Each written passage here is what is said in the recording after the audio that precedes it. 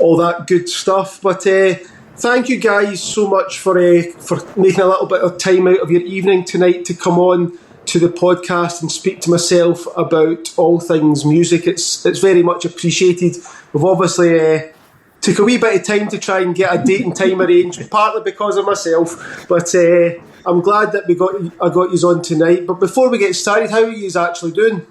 Yeah, fine. Good, thank you. Kept busy with the gigs. I was having a wee look earlier, and you seem to be starting to fill the diary up for 2025. Yeah, pretty much. Yes. Pretty much. We've got something most weekends. Quite a lot of a lot of pub gigs and things like that, but a lot of exciting stuff for our own music as well. So that's cool. What I like to do is, with all the guests, I go back to the very beginning for them. So for each of you, where were you originally brought up? Well, I'm originally from Dundee and was brought up here.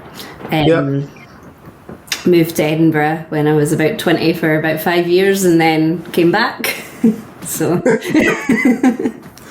And I'm from Edinburgh originally and moved to Dundee. My wife is Dundonian, so I moved up here almost 10 years ago now. Right, okay.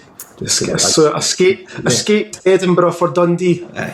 I'd finished college and everything, so I had nothing really else tying me there. So up I came. That's fine. So for each of you then, were you exposed to music from a very young age? And if so, was it like parents or siblings? Where were you getting your sort of early musical sort of taste from? You go first. Oh, I'll go first. Okay. My dad was a bass player, right? So I was always around music from a really young age, and both my mum and dad had quite an eclectic taste in music. There was always music on in the house, and as I said, my dad was a bass player and was in a blues rock band. So from a really young age, I was always in practice rooms listening to him, and when I was around about 12 or 13, started wanting to learn how to play the guitar myself, and then from about age 14, 15, started writing my own songs. And so I was always around music and in and around rehearsal studios and things. Right. And for yourself? Neither of my parents are particularly musical in like the performative sense, but they both love music. My dad's really into his folk stuff, and also a big ABBA fan, which rubbed off on me. My mum always had music on. I think she's got, again, quite a broad range of taste, but the main thing for me was when I was about 9 or 10, my big cousin played the guitar and had done for a wee while, but I started getting really interested in it at that age because I thought he was dead cool and he looked really good playing that. And I'm sure he was dead cool. That sounds similar to myself. Neither parent played an instrument, but they both really liked their music, and it was just the bands that they were brought up on at the time. But you look back now and it's all classic bands because they were brought up in the 60s and the 70s. Like the music that was coming out over that 20-year span it's mind-blowing, and it's still as good today as it was back then, which tells you something. Still as influential as it was back then anyway as well. Yeah, but so you were saying that you'd kind of like, when you got to, was it about 11 or 12, did you say that you started to discover your own musical taste for each of you? I would say personally, yeah, around about. Who were some of the bands that you started to discover for yourself? I was into the classic rock stuff sort of through my cousin, like your Guns N' Roses, your AC/DC. Guns N' Roses specifically were a big one for me at the time, but then my own taste started coming about when it was the sort of like the alternative and indie movement of the kind of early noughties. I was into this sort of, I was quite an emo kid.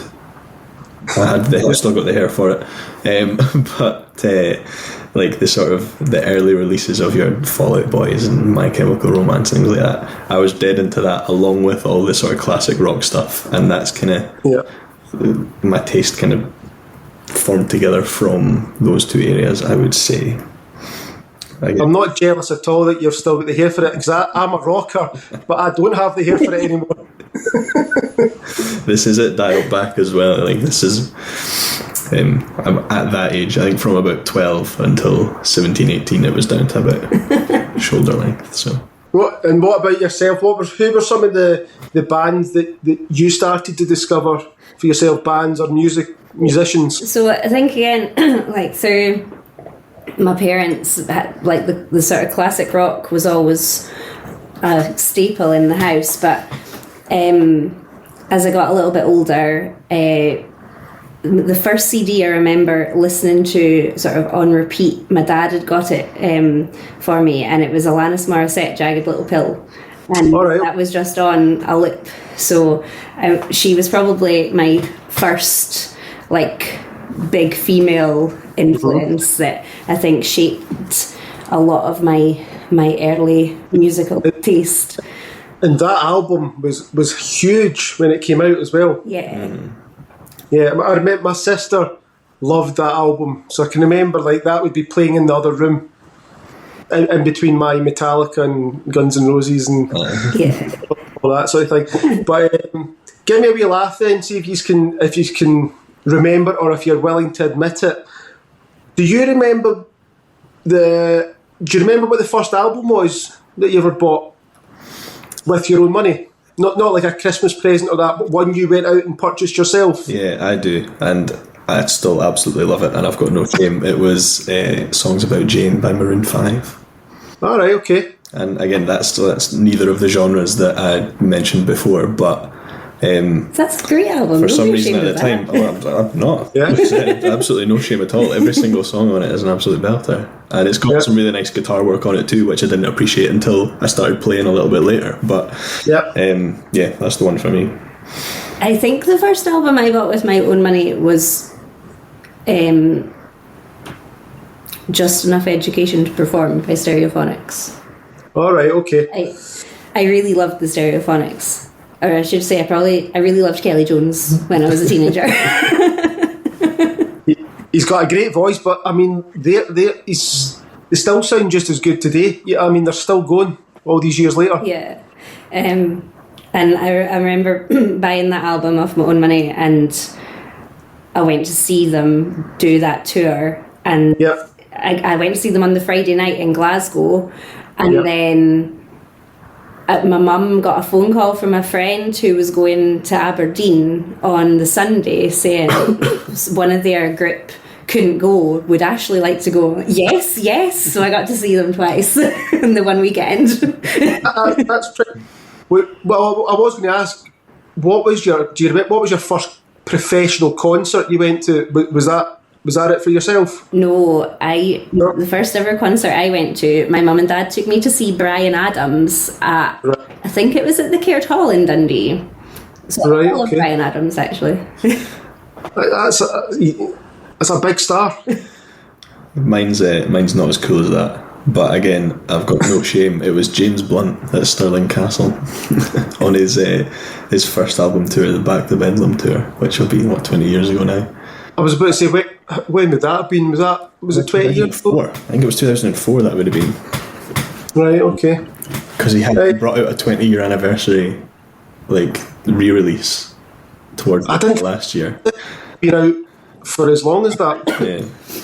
But that album, like, again, he's not considered cool or whatever, but that album at the time was massive, and I liked every single song on it. And my mum and sister. He's one of those guys that it wasn't cool when he came out, but he seems to be getting over better as he gets older. Yeah.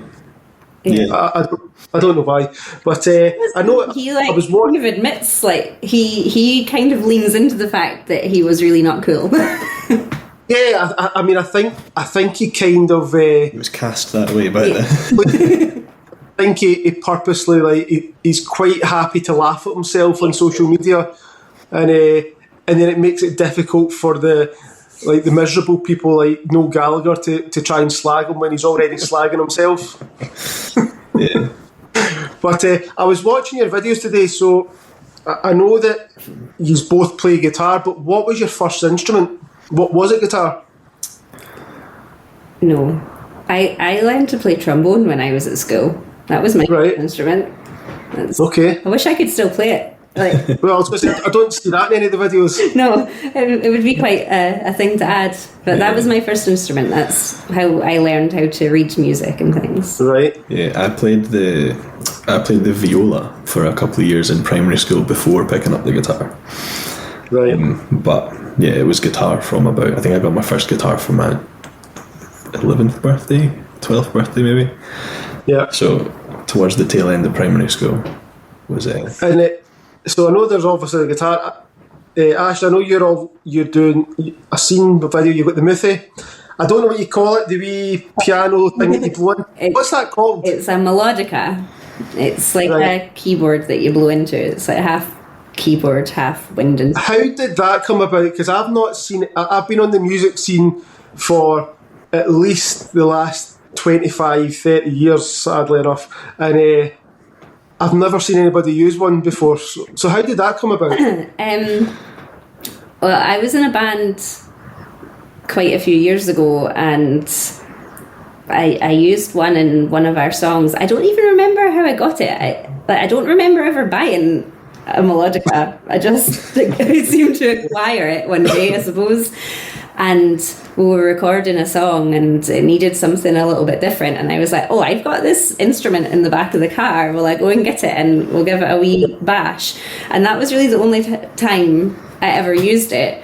And then I still had it, and when we started doing this, it was a similar sort of thing, like, I've got a friend who plays melodica and was in like a wee acoustic group that played the melodica along with things, and I'd seen the video of you playing it with your old band, and I was like, well, why don't we use that for something? That'd be cool to do, like some of the... Yeah, I mean, it sounds great, and it's different, but in a good way. Yeah, it's a bit quirky. It's a bit of a talking point. Like, every gig we play, people are like, what's that? Yeah, somebody will ask what it is, what it's called, or if they can have a shot. Have a shot. Like, no. No. I wouldn't be sharing it. But Edenbank, how did the duo come together? And when did it come together? How long's it been on the go? So we officially formed in January 2023, but we'd known each other for a couple of years by then, because we taught and still teach guitar for the Youth Music Initiative project for Dundee Council. Yep. So we were both a part of that project and had been for a few years, and then we were paired together to teach the year after COVID, I think. Yeah. And we taught together for a year, and we became friends, and then discussed. And amid the second year that we were teaching together, discussed actually doing something musical with each other as well, because neither of us were doing a lot of playing at all. So kind of went from there. The original plan was just to sort of see if we could put a wee set together, get a few gigs that could pay a couple of bills. But then we discovered that we've got good chemistry and similar sort of influences and aspirations, and the songs that we just sort of ended up writing together, we really liked them, and took it from there. I forgot to ask you as well, so obviously you started off with different instruments, ended up on the guitar and various other things. When did the vocals come into it for each of you? Well, vocals is your first study, isn't it? Yeah, vocals is my first instrument, and so when we started, it was really John would play the guitar and I would do the vocal, and I said to John, do you sing? And he was like, well, yeah, but I'm not overly willing.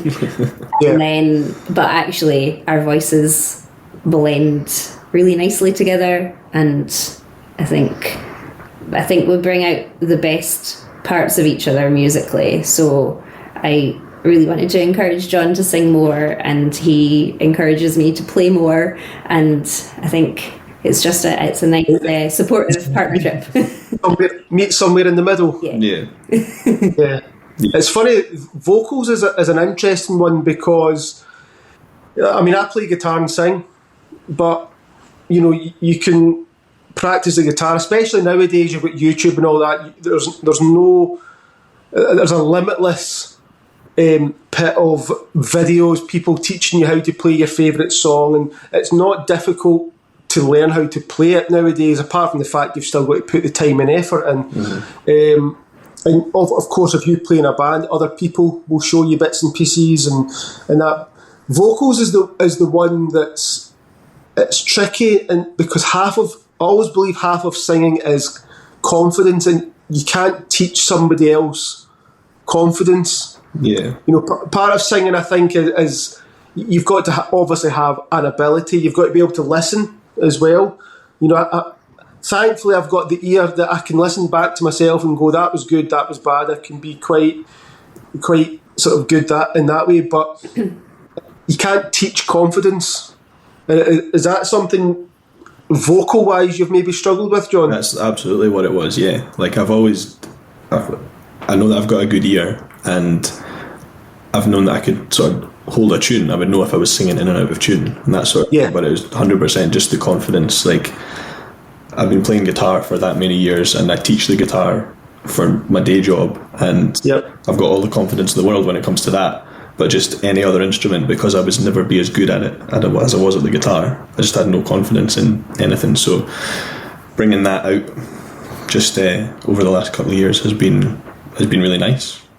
So would I be right in saying if you're performing a gig, is the guitar pretty automatic for yourself? Are you thinking probably more vocals and the guitar just plays? Yeah, more or less, yeah. The guitar, I mean, it still takes, depending on what song we're playing, it takes a level of concentration. Yeah. But the main thing that I'll be nervous about, I suppose, is the vocal parts that I do. But that's getting, the more that we play, the less and less I'm... I mean, I was listening to your videos, automatically my ear is drawn to the guitar, because I'm, first of all, a guitarist, probably singer second. But your guitar work's really good. There's something that you do which I really like. I mean, there's obviously the finger picking part of it for the quieter songs, but see the songs that have got a bit more upbeat. You're very, now what's the right word? You've got a rhythm to it. So it drives me mad when I from a guitarist's point of view, when I hear other guitarists, and if they're playing a song, all the strokes are the same. Uh-huh. It doesn't break up. It doesn't sort of let the guitar breathe. And you do this thing. I probably do it as well, where it's maybe the first stroke is like the downbeat, is the most powerful one. Then you play but it helps to build the song. It helps to pace it as well. It works really well. And then the videos where you're both playing guitars at the same time, I like the fact that you don't play the same thing, because that's the other thing that drives me up the wall when you've got two guitarists. That's exactly what I say. Even if both are playing rhythm, play something different. Yep. Don't just copy each other, because then it's just overkill. And I was happy because I watched you were doing a cover of my favourite Christmas song, the Pretenders' 2,000 Miles. Yeah. It works great, because it's not like the whole song has a lead guitar part through it, but even just the two rhythm parts, you're playing it slightly different. That's why it works better. Yeah, that's 100% a pet peeve of mine, is like two acoustic guitars playing exactly the same thing. What's the point? Yeah, I just do solo gigs now in the pubs. I used to play as a duo, right? And I would be probably classed as the lead guitarist. But as you know, not every song has got a lead guitar part start to finish. So there'll be parts where you're playing rhythm, but I'm like, right, I'll finger pick this part, or I'll do it maybe like an octave up or something. Yeah. But don't copy the other guy, because it's overkill. Yeah. It's better. If you've got the instruments at your disposal, why not let them complement each other rather than just doing the same thing? Yeah. I think part of what we both enjoy about playing together, and whether it's playing covers or if it's writing our own stuff, is that we both enjoy being creative and seeing how we can make the music sound as interesting as possible for the listener, but for us as well. So it's fun to play. Yeah, and it's quite interesting. Some of the songs, if you've got two guitars, there might not be two guitar parts on the original song, so it's a bit of a challenge, right? What can I do? Maybe I'll steal a wee bit of the piano bit, and I'll steal a wee bit of this and that, and I'll kind of make something up that kind of fits, and it's partly sort of made up, partly copied from something else. That's what keeps it interesting. Yeah, absolutely. But I know that you're writing your own songs as well. So see, when it comes to songwriting for the two of you, do you have a process? Is there a main songwriter? So Ashley's the lyricist between the two of us, but I'd say there's no one process, but there are probably 2 or 3 different processes that we kind of keep coming back to. Like I write quite a lot of the instrumentation, the guitar parts mainly. So I could come up with something that's a guitar part that's got a verse or chorus that's a couple of minutes long, send that to Ashley, and she'll put the lyrics on top of it, and then we'll work out the melody together, kind of thing. That's a large chunk of our songs were written that way, but other songs were written, Ashley's come up with the main part of it herself, the guitar, the lyrics, the melody. She's brought it to me, and we've just sort of tinkered it with it together. So it happens in different ways, but I mean, there's not. That's the beauty of music. There's not a right or a wrong way to do it. It's just whatever works for yourself. Asking that question to a lot of the people that have come on the podcast, it does seem most bands or musicians will come up with the chords, like with a basic structure of the song. Maybe they'll have a melody idea, but the lyrics generally come last. So I always find it fascinating if you do the lyrics first. Yeah. But then people like Elton John, his writing partner just sent him lyrics, and he would put something to it, which blows my mind, because I would find that really difficult. I always come up with the music first, but again, it's just whatever works. Yeah, there have been times as well where we've just been sat practicing, and like stuff has just happened. Like I tend to just sit and fiddle on the guitar sort of at all times when I'm speaking to people. And if something's caught your ear, you've been like, oh, that's quite cool, play that again. And then I've got on my notes app on my phone, I've just got hundreds of notes. So much so, actually, that my phone is like, enough already. We don't have enough memory for this. Can't open anymore. But just loads and loads of notes of lyrics. So it might be like I've thought of something on the way to work, and like, type that in when I get into the car park. It's funny because someone said to me on the podcast, notes on your phone is where songs go to die, and I'm like, don't say that. I've got millions of ideas on my notes. No, plenty of ours have come from most, like a lot of our songs have come, and it's not. I'll not necessarily sit and I'll have a whole like song structure written out, verse, chorus. It'll just sometimes be a line like, or I like that. I'll just jot that down.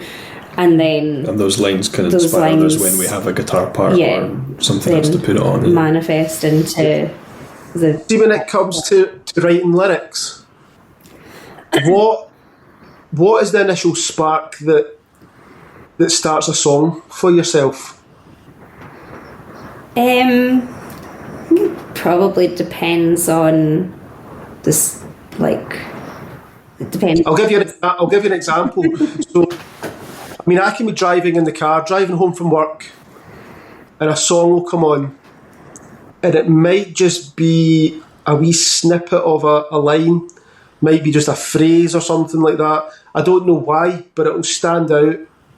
I can then go away and write a whole song based upon that. But the song I write, it's got nothing to do with the original song. It doesn't sound like the original song, but it's inspired something. I don't know what it is. I don't know how to explain it, but is that kind of similar for yourself, or might be a line in a film or a line in a book or something? Yeah, definitely. I think that happens all the time. Like it's often misheard lyrics as well. Like, I thought they said that. Oh, that's really cool. Yeah. Oh, I'll just use that for myself then.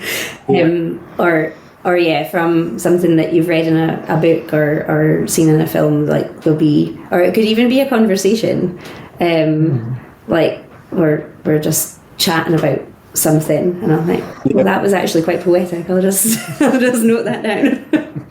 You're right.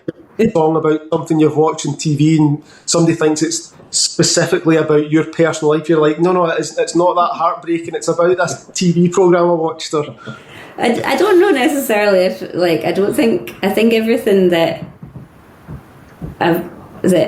we end up making into songs, everything lyrically is quite personal, so it might have been sparked by something that I've heard from another song, but it's usually coming from quite a personal place. It's not generally, like, I've got a couple of songs that I've written about things that have happened maybe to friends, but it's usually I tend not to invent stories about other things. It is usually from a person. Well, here's a question as well then. Your lyrics, if I was to just take the lyrics and read them, would I know exactly what you're talking about?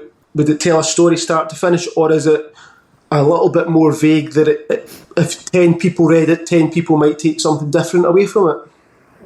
I think it depends on the song. We've kind of got songs that are sort of both sides of that.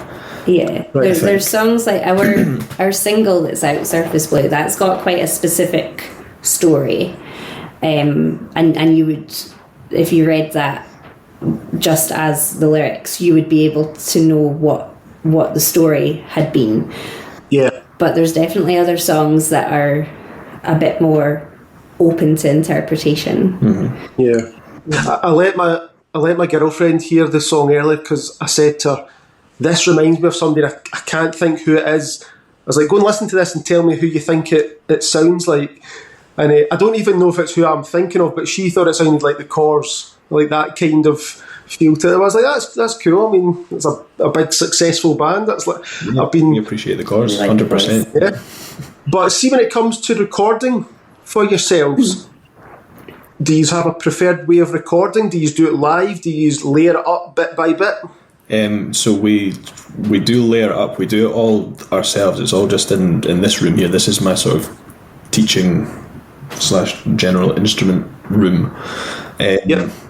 And I've got just a small recording set up here, and we'll normally start with the guitar parts. Like, I can sort of sit and do the guitar parts at any time of day or night, which is quite handy. And then you would come in, sing on top of those guitar parts, and then from that point we'd add any other instrumentation or backing vocals and things like that. So it does generally start with the guitar, then the vocals going on top of that, and then layering other things on top of that as well.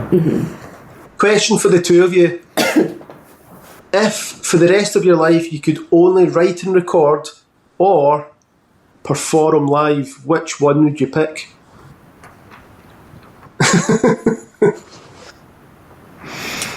I like playing.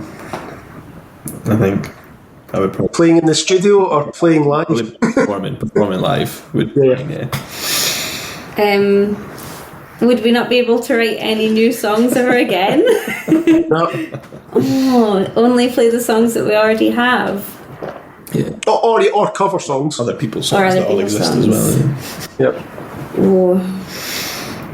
It's a tough one. You write a lot, don't you? So I write a lot. I feel like that. I really love writing. I think that's where, I think that's where a lot of the sort of magic of the music happens, is when we're writing together. I really love that. Yeah. See, coming at it from a guitarist's point of view, though, if I'm playing the guitar live, like, I'm making something up, that does that count? I think you're trying to skip around this question. Because obviously I really enjoy being creative as well. Yes, it's a massive part of it. But going out and actually playing. It is good going out to play, but I would be sad if I wasn't allowed to write anything else again. So but early on in 2025. So what is the plans this year for Edenbank? So on Friday, the 31st of January, we're releasing our EP, which right, okay. What's that? What are you releasing it through? It'll be on all the usual streaming platforms. Yeah, all streaming platforms, YouTube and everything like that. It'll all be on the digital formats. Yeah. Is that a single? Is it like one song? It's 4 tracks. Yeah. So we released our debut single was Surface Blue, which was August last year, and this is our sort of first multiple song release. So yeah, 4-track EP. So apart from you've got that release coming up, which is pretty cool. You've got the calendar starting to fill up with gigs.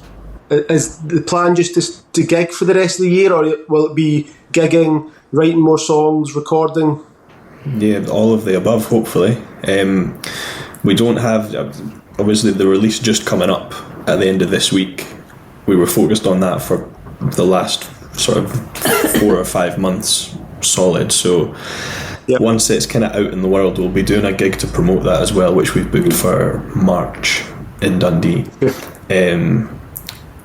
After that sort of is finished with, we'll go back to recording. I think we're planning another single next, but it's still under discussion what song it will be, because we've got quite a lot to choose from at this point.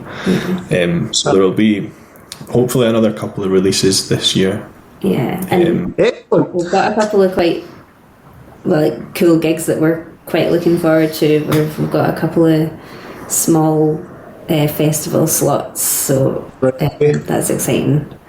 That's cool.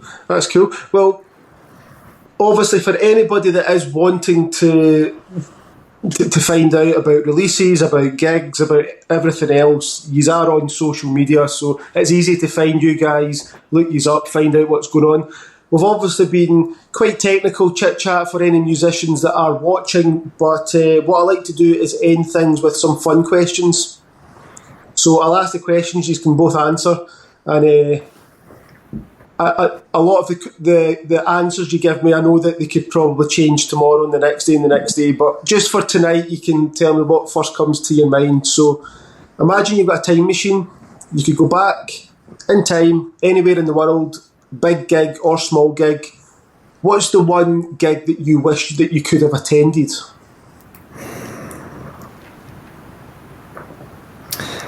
I have a sort of stock answer for this that I usually give, and it would be because they were such a big influence when I started playing the guitar. I would love to see Guns N' Roses in the sort of mid-80s in LA.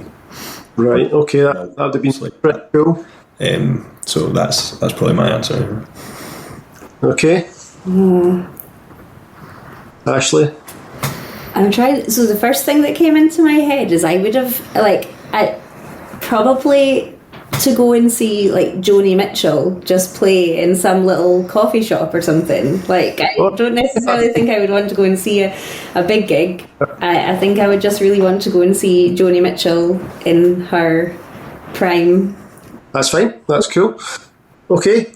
As you both know, thousands and thousands of amazing, great songs have been written and recorded across the years. What's the one song for each of you wish you could have sat in the recording studio to witness the band record it?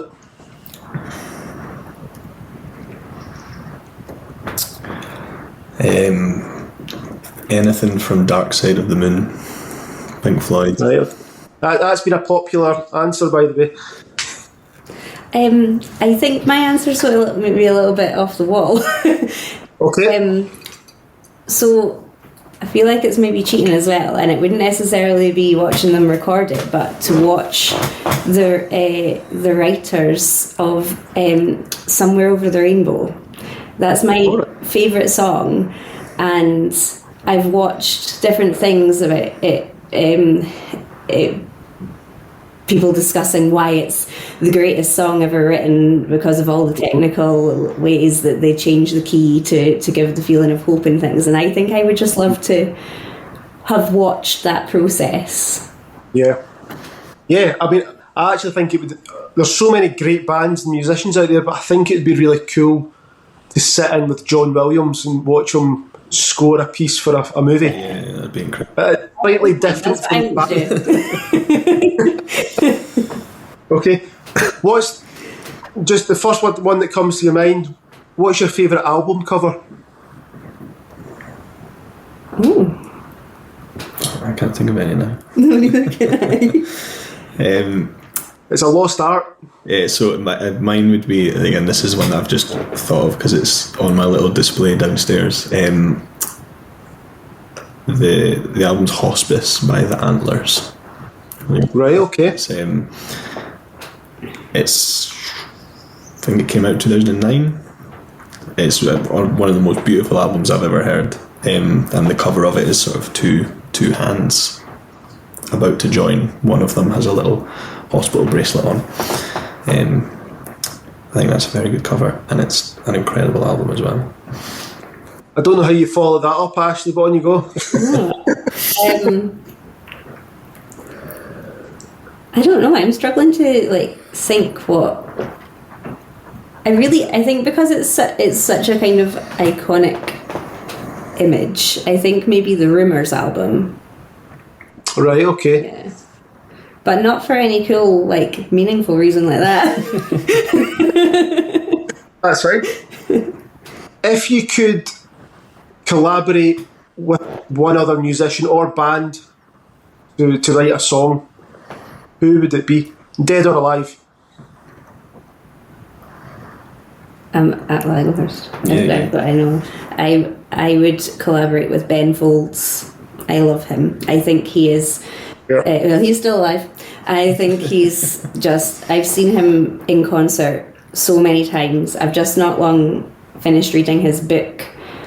Right. I just think he is an absolutely incredibly talented musician and songwriter. I would love to collaborate with him. Cool. I think because of the music that we currently write, and that's the sort of music that I enjoy writing nowadays. Yep. Mine would probably be Chris Drever, the Scottish folk artist. Right. And yeah, I think he's brilliant. His guitar playing, his vocals, both stellar. So I would choose him. Yeah. And very last question for both of you: who is your Mount Rushmore for bands or musicians? So who's the 4 bands or 4 musicians, whether it be performance-wise, songwriting, the overall package? Who are the 4 for each of you that are just your favourites? Well, mine are probably all going to be guitar players. That's right. Shall we go first? You can think about it a bit. Yeah. Okay, well, see, again, because his playing was massive for me when I was growing up, and one of the reasons that I first wanted to play the guitar would be Slash from Guns N' Roses. Another guitarist, probably my absolute favourite guitarist over the years now, is Jeff Beck. Right, okay. So those 2 for sure. I'm a massive Rolling Stones fan. I would probably put Keith Richards in there. All right, okay. Well. Yep. And then I might as well say another guitar player, because why not? 4 out of 4. David Gilmour, I think. There you go. Well, I mean, that's 4 excellent, different musicians. that doesn't really show the sort of range of taste that I have, but it is. Yeah, that's fine. They would be the 4. Or yourself, Ashley? I think Stevie Nicks Right, okay. definitely be one. She's obviously absolutely amazing. An icon. An icon. Yeah. Talk about Ben Folds again. Yep. I just love him. You've said that. Pardon? I think you've said that. So I just